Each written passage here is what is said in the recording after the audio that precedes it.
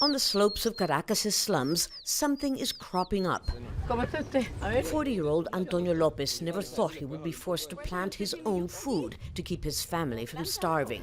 I'm growing green peppers, bananas, papaya. Look, there are the bananas. Why is this necessary? Because of the situation. The situation is the euphemism for chronic food shortages and the world's worst hyperinflation that makes even available products unaffordable on a basic wage, leaving this family with just soup, flavored with bones, and a pantry that is always bare.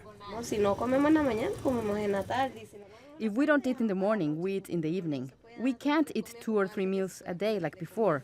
I have to give the kids something, even if it's just a banana so they can go to school. And what about you, I ask?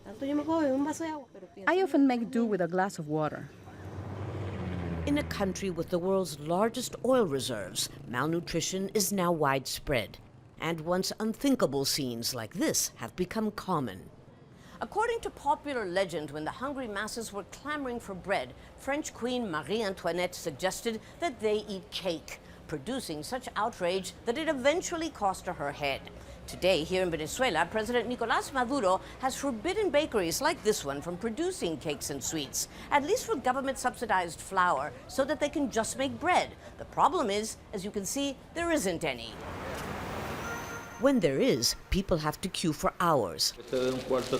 Almost everyone we speak to says they've lost weight, including many of the 20% of Venezuela's poorest who qualify for a government-subsidized food box called CLAP, not to be confused with applause.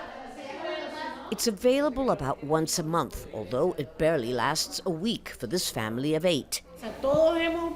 There aren't obese people here anymore. We are all on the Maduro diet, as we call it. It's sad, but true.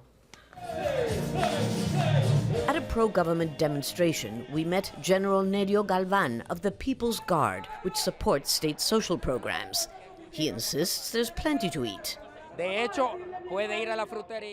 You can always find fruits and vegetables. What's scarce are products sold by multinationals that have made people think that if they don't consume their products, they'll die. And many are. Infant and maternal mortality have risen dramatically, and anemia, according to one recent report, now impacts 62% of Venezuelans because of a low-protein diet. A humanitarian crisis that is impacting especially children like these, who are playing at baking a chocolate cake that for them is indeed now a fantasy. Lucia, Newman, Jazeera, Caracas.